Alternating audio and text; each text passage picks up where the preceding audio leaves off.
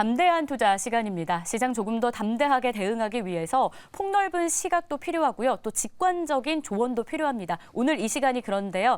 함께 하실 분은요. 케미칼 에너지 투자자문의 차홍선 대표 모셨습니다. 어서 오십시오. 예, 안녕하십니까. 네. 지난주에 보셨다면 많은 분들이 지난주 내용 참 좋았는데 좀 더 알고 싶다라는 생각이 드셨을 것 같아서 오늘은 지난주 내용의 2탄을 준비해 오셨다고 합니다. 내용은요. 트럼프 대통령이 이전에 집권하던 당시에 어떤 정책들을 추구했었는지 그걸 힌트 삼아서 저희가 1년 뒤에 있을 미국 대선, 그와 관련한 정책, 그와 관련한 스웨즈까지 좀 연결을 지어보려고 하는 거잖아요. 일단은 공화당이 저희가 좀 압축해서 공화당 쪽에서 어떤 정책을 추진했었는지 한번 보도록 하겠습니다. 미국 대통령이 에너지 기업 시가총액에 미치는 영향이 크다라고 좀 조언을 해주셨었는데 주가 흐름은 좀 어땠습니까? 예, 지금은 이제 바이든 대통령 시대에 살고 있잖아요. 네. 바이든 대통령 시대에 살고 있는데 결론적으로 말씀을 드리면은 흔히들 뭐 4년 그다음에 재선을 하시면 이제 4년, 8년이잖아요. 근데 4년을 놓고 보면은 주가는 언제 반응을 하냐면은 1년 전부터 그러니까 3년까지. 그럼 지금 3년이잖아요. 네. 그죠? 12월 달이면 3년이잖아요. 그럼 이미 주가는 끝났다 이렇게 보는 거예요. 그 주가 반영될 주가는 다 끝났다 이렇게 보시면 될 것 같고. 근데 이제 바이든 대통령께서 하시는 거는 이제 어느 정도 알고 있지 않습니까? 네. 그래서 트럼프 대통령을 전략을 한번 봤으면 좋겠다고 생각됩니다. 이 그림을 보시면 알겠는데 이 그림을 보시면은 그 테슬라 주가와 그 대통령 임기 기간에 미국 대통령 임기 기간에 이제 시가총액이 어떻게 움직였냐를 보시면 알겠는데 이 그림을 직관적으로 딱 보게 되면 어떤 일이 벌어지냐면 트럼프 대통령이 임기가 시작할 때 테슬라를 사야 됩니다. 네. 그죠? 쭉 올라가지 않습니까? 그죠? 그렇죠. 지난주에도 그 예. 얘기를 좀 조언을 주셨어요. 예, 막판에 쭉 올라가지 않습니까? 네. 막판에 올라가고 그다음에 바이든 대통령이 흔히들 직관적으로 예상하시면은 전기차라든지 뭐 수소라든지 태양광이라든지 풍력이라든지 신재생 에너지를 많이 키우셨잖아요. IRA라든지. 그러면은 오히려 테슬라 주식을 사야 될 것 같은데 오히려 보면은 그때 임기 시작하고 나서 사고 지금 이제 가격을 보면 오히려 주가가 좀 빠졌습니다. 그러니까 안 맞죠. 미국 대통령 그 임기 기간하고 주가하고 안 맞아요. 정책 효과가 안 나와요. 그러니까 어떤 일이면 그러니까 제가 소두에서 말씀드렸지만은 그래서 근데 보시면은 그 미국 대통령 그 임기 1년 전부터 주식은 움직이기 시작합니다. 그러니까 트럼프 대통령이 그 2017년부터 예를 들면 당선돼서 그 공화당의 임기가 시작된다는 걸 예상하고 그때부터 1년 전부터 그러니까 임기 1년 전부터 주가와 그 임기 3년까지의 그런 테슬라 시가총액을 보면은 오르지를 못했어요. 그리고 두 번째는 바이든 대통령 임기가 2021년부터 시작했는데 그래서 2020년 그때부터 주가를 보시면은 많이 급등을 합니다. 거의 뭐 9배 이상 급등을 하거든요. 그래서 보면은 주가는 대통령의 임기보다 딱 1년 선행한다 보시면 됩니다. 그러니까 지금은 딱 내년 미국 대통령 선거가 내년 11월이지 않습니까? 그래서 지금부터 들어가는 주가는 테슬라의 주가는 다음번 미국 대통령 정책을 바라본다. 네. 그래서 움직인다. 그래서 만약에 지금 현재 봤을 때는 제가 볼 때는 공화당이 된다면 네. 어찌됐건 조금 그 IRA 법안이라든지 전기차에 대한 육성 정책의 수정을 좀 안 좋은 쪽으로 좀 부정적인 쪽으로 좀 수정을 보지 않습니까? 수정을 보는 거고 그다음에 이제 민주당에서 계속해서 집권을 한다면은 오히려 더 파지티브한 쪽으로 가기 때문에 떨어져 있는 주가가 이제 올라갈 것이다 이렇게 보는 겁니다. 그래서 제가 볼 때는 지금부터는 왜 제가 지금부터 이야기를 하냐면은 지금부터는 다음번 미국 대통령을 바라본다. 그 그림을 정확하게 이렇게 표시를 한 겁니다. 그래서 한번 보시면은 재밌는 그림이 나옵니다. 그래서 임기 1년 전부터 주가는 반영되기 시작한다. 그래서 지금부터는 여론조사를 굉장히 중시해 보셔야 된다.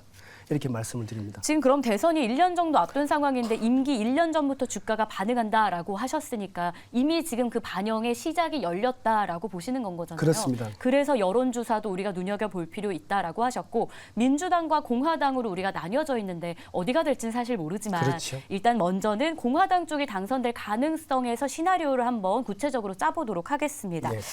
트럼프 전 대통령이 미국 공화당을 집권했었고 그럼 그 당시에 에너지 정책에 있어서 어떤 것들을 내세웠었는지 그걸 보면 앞으로 혹시 당선이 됐을 때 또 어떤 영향을 발휘할지 연계지어 볼 수 있을 것 같아요. 예, 트럼프 대통령께서 이제 지금 현재는 공화당의 이제 후보가 될 걸로 보여지는데 네. 그것도 이제 변동성은 있습니다.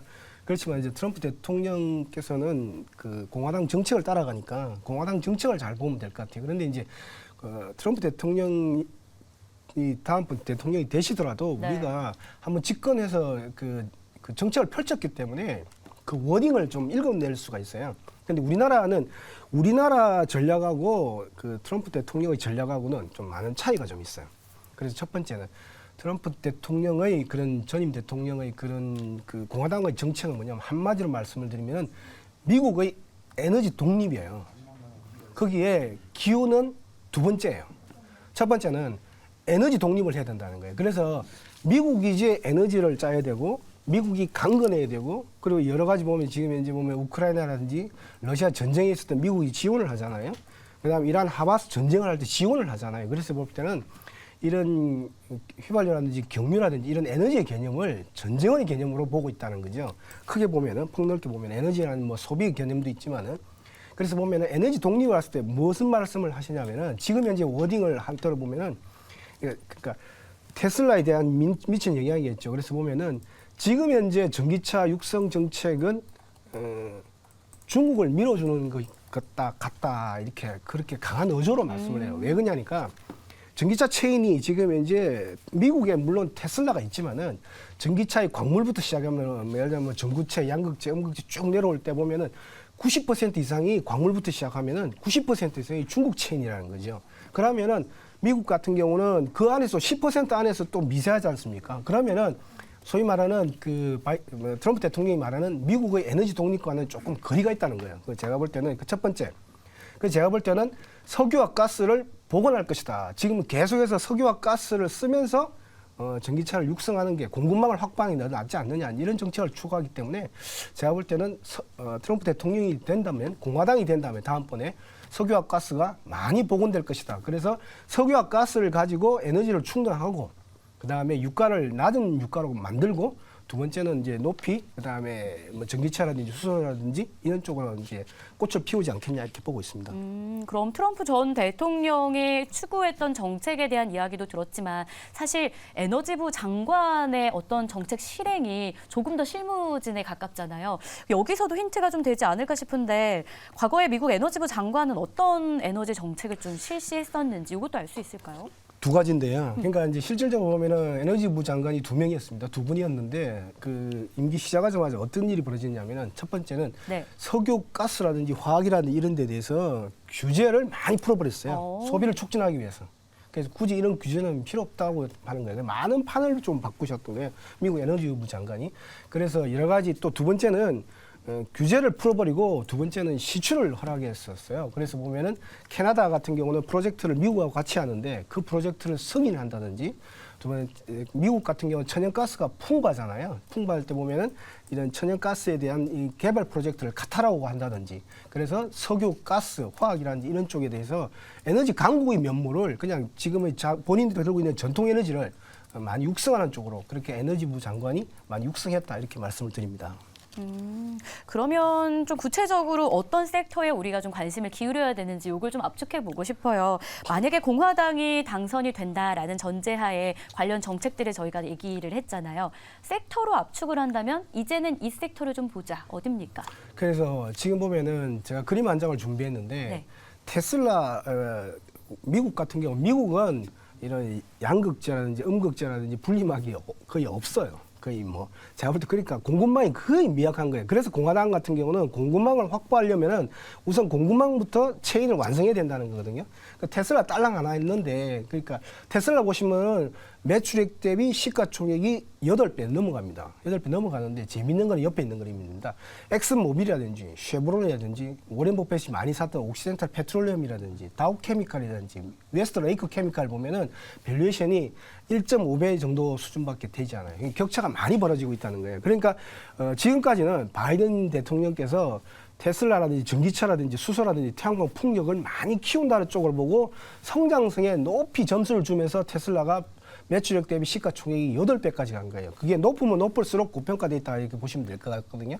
그런데 이제 바이든 대통령은 석유나 가스는 안 키우겠다는 거죠. 많은 규제를 들어가겠다 이런 거였다고 말씀드리고, 그다음에 뒤에 보면은 우리나라 같은 경우는 보면은 뭐 LG화학이라든지 롯데케미칼이라든지 하나솔루션이라든지 금호석유라든지 대한유화를 보시면은 또 뒤에 있는 기업 같은 경우는 매출액 대비 시가총액 1배도 아니고 0.4, 0.3 이런 수준에서 머물러 있어요. 그러니까 테슬라 8배에 비해서는 너무 성장성이 없다고 보는 거예요, 지금. 그런데 지금 우리나라 같은 경우는 공매도가 내년 6월 말까지 금지되어 있는 상태에서 그다음에 밸류에이션 자체가 제가 볼 때는 그래서 미국 쪽도 괜찮고 한국 쪽도 너무 엄청나게 많이 이렇게 밸류에이션 격차가 나오기 때문에 아마 내년 선거를 여론조사 추이를 보면서 제가 볼 때는 조금 그러니까 상승 여력이 더 있지 않느냐 이렇게 보고 있습니다. 예. 알겠습니다. 미국 대선이 1년 정도 앞두고 있는 상황인데 1년 전부터 주가의 반응이 좀 있었다 보니까 저희가 미리 시나리오를 짜서 어떤 섹터를 눈여겨봐야 되는지 좀 점검을 해봤습니다. 오늘도 도움이 되는 이야기들이었는데요. 케미칼 에너지 투자자문의 차홍선 대표와 함께했습니다. 고맙습니다. 네, 감사합니다.